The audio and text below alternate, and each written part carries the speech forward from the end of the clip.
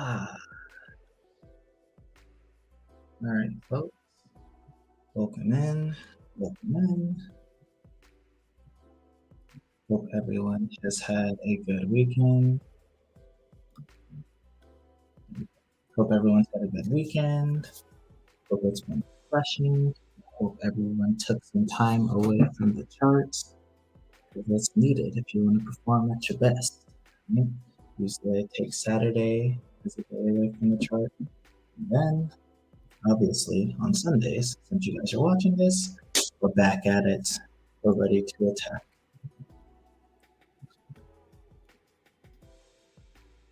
So give me a few seconds to get everything set up here, and then we'll be good to go.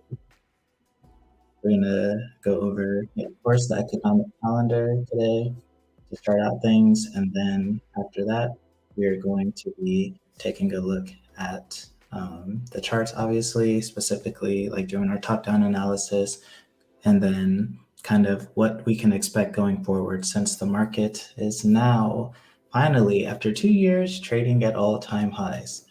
So kind of like how we can approach the market at these prices, right? It's pretty much impossible for us to know where the market is going to head to the upside because of the fact that we're all-time highs. So kind of, yeah, just how to handle these new market conditions that we're in. So without further ado, let's go ahead and jump into it. So yeah, it looks like, just taking a quick glance, this is a relatively busy week from a news perspective. Typically on Mondays, of course, it's very quiet. We don't have any news really for the most part. And Tuesday, also same thing, pretty much no news. But on Wednesday, about 15 minutes after market open, we have the PMI news coming out. So that's relatively market moving. You definitely don't want to be like entering into positions right before this because the market could jump significantly either direction. And then about an hour after market open, we have the petroleum status report, which is market moving for sure. Hence the like filled in red dot there. And then coming in on Thursday, we have GDP and jobless claims before market open. An hour before market open, those are definitely the main things to look out for. And then we also have like international trade goods, durable goods. Not really too familiar with those, to be honest, but definitely GDP and jobless claims are going to be what most people are watching for. And then Friday, we have the personal income news as well. That's an hour before market open. And then we also have the pending home sales 30 minutes after open, which isn't as important. So this is the news for the week. Again, you can just get this at econoday.com. If you want to look at it, check it out for yourself, or see like any of the numbers that come out, anything of that nature. All right. So cool. Let me.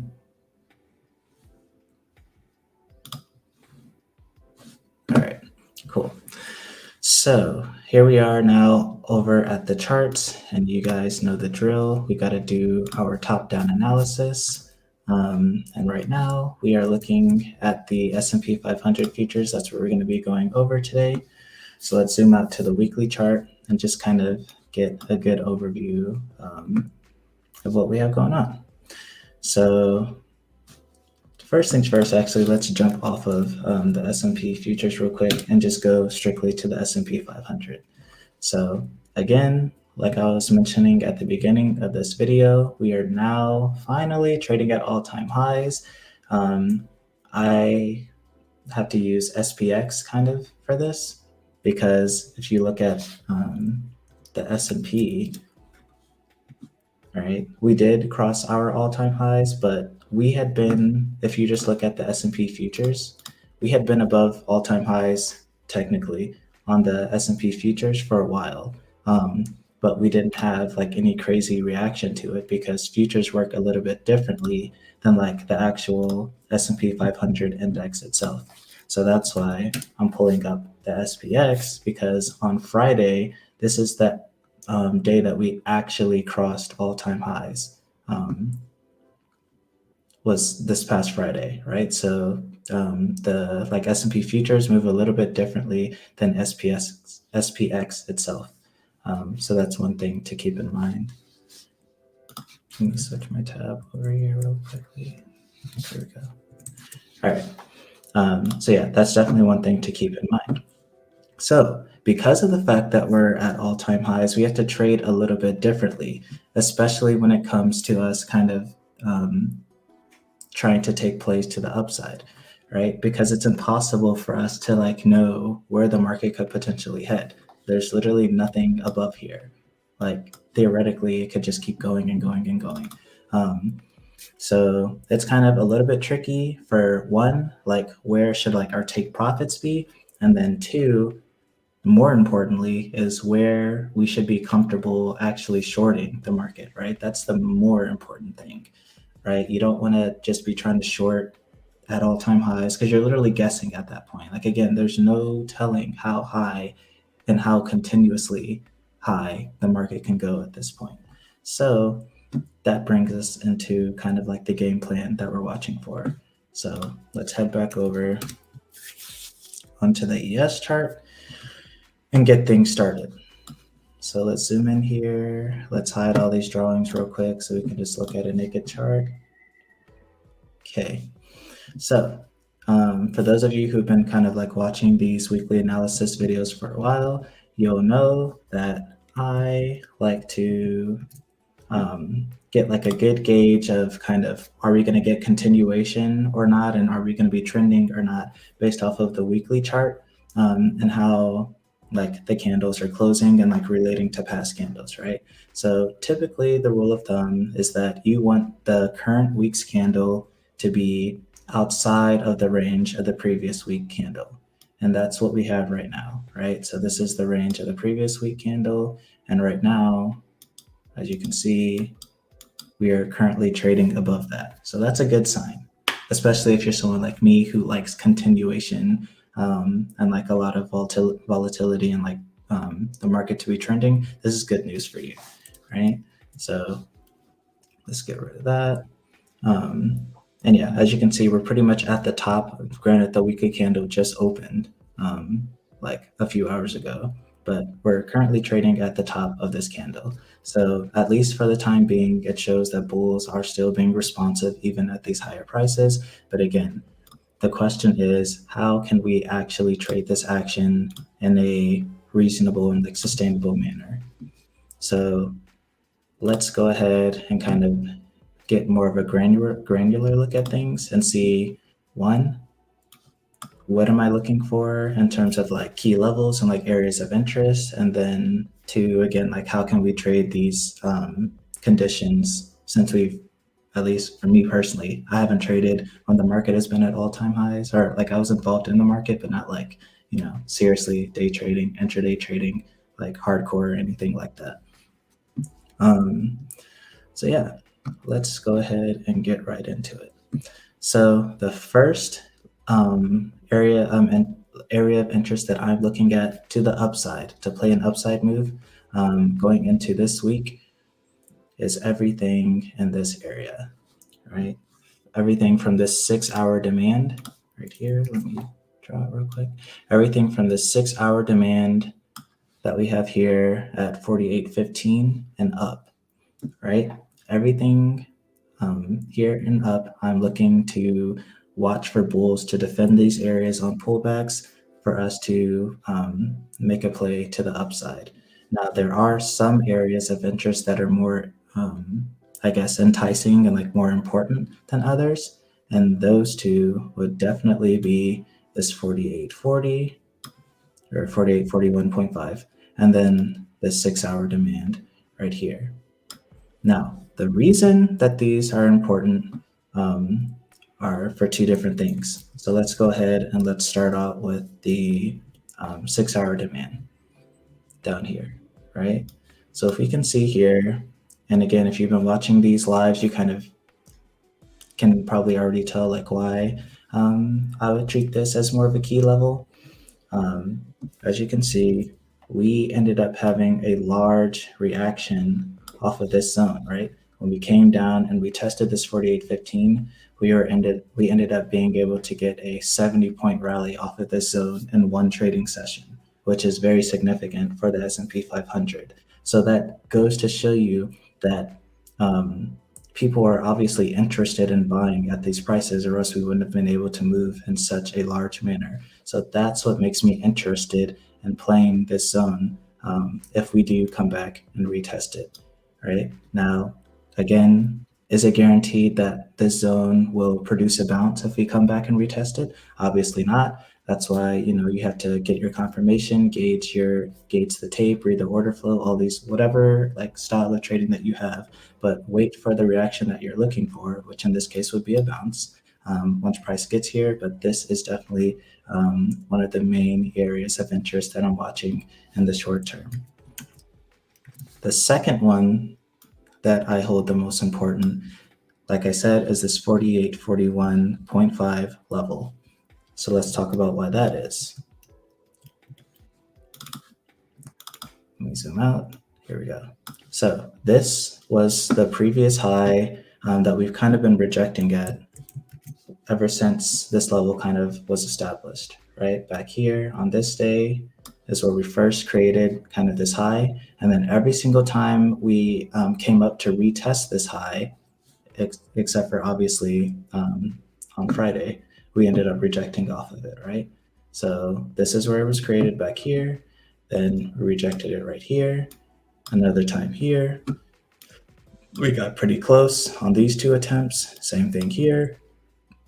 And even once in the pre-market on Friday before we finally ended up bursting through with violence to the upside, right? So obviously this is a area of interest. And so it's going to be the job of bulls to defend this area of interest on any pullbacks. If bulls are truly in control, and if bulls want to continue, the uptrend that we're having at these newer and higher prices, this area needs to be defended.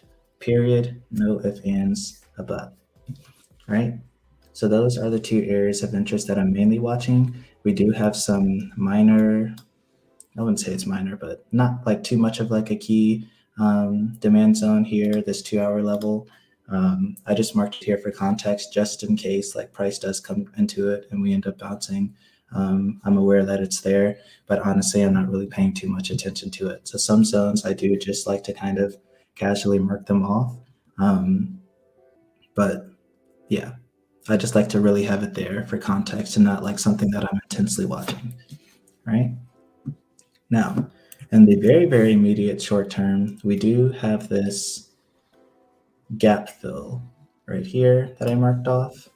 As you can see, if we go on number one, you can obviously kind of see like the space in the gap right here, but more importantly, or I guess on a more granular level, you can see the gap even easier, like on something like a 5-minute chart, right? We ended up closing down here at this 48.70, and then we opened the candle up here, like whatever this is, like 73 or something like that, right? So it's not like a huge gap, but it is definitely important. And this is something that can still serve as a level of interest, specifically at the open tomorrow. This is more of a level that I'm watching pretty much immediately when we go into the day, the trading day tomorrow. And that's this 48.70 level. And the reason that I'm more so watching this level, of course, is to be able to play a bounce to the upside, right?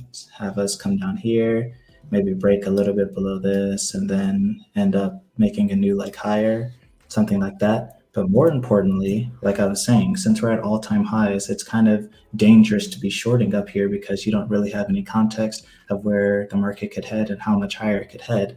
So for me personally, I'm not even interested and shorting anything above this gap. What I would like to see personally is for us to come down here, right? End up testing this level and then have us break below it, come back up, retest it, see bears defend it, right? We might come up a little bit above it, whatever. It doesn't have to be perfect.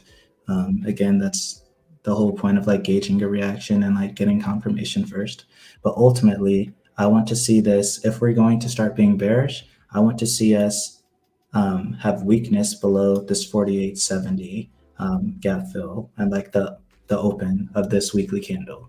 That's the only way that I would be looking for shorts all the way up here at all-time highs at this point. Anything else, in my opinion, is very risky. It's definitely a gamble, and I'm not interested in it, to be frank. The second area of interest that I would like to see when it comes to playing the downside is, of course, all right, pretty much the same levels that we already talked about, but inversed, right? I want to see us, end up making our way down into this 48, 41 area, and then ended up holding below this area down here, start treating it as resistance as it once was before. Like we just pointed out, we rejected it like 6 times before we ended up reclaiming it and turning it into support, minor support, as you can kind of see in this area here. But yeah, anyways, what I would like to see for like a true kind of very safe short would be this 48, 41 level holding as resistance. And then, yeah, for us to really start getting some nice downside continuation into this 48, 15 level, right? So yeah, really, it's a pretty straightforward game plan. Again, we have to be very cautious on how we approach this week and really going forward, because again, this is new territory for, I'm sure, most of us watching this, including myself. You just have to be careful, right? We've never really been at all-time highs for most of us on this trading journey. So you got to be able to adjust to the conditions and play more defense than offense, right? So there's no sense of trying to be a hero and try to time the top up here. Like, for example, we're literally trading at all-time highs right now, and we have this like random like little retracement, or I don't know, whatever you want to call it up here. But there was nothing telling you, for example, that this little minor retracement right here was going to come. There's no price action that has ever been up here before. So it's pretty much impossible for you to just be able to pick like the top of the market. So yeah, definitely don't go into this week and the weeks to come trying to just like time the market and pick like the ultimate top and try to be Michael Burry out here, right? You got to play defense and, just wait for high quality, high probability setups to present themselves. And then those are the ones that you want to be striking on. So I'll leave you all with that one. This is going to be a quick episode today. There's really only a few setups that I'm watching, and that's okay. All you need is a couple to be successful and make money in the market. I hope that y'all found this helpful. If you did, make sure to hit the like button. It helps out the channel a lot. And yeah, good luck trading this week. If you have any questions, leave them in the comments, and I will do my best to answer them. And I'll see you guys in the next episode. Enjoy the rest of your Sunday.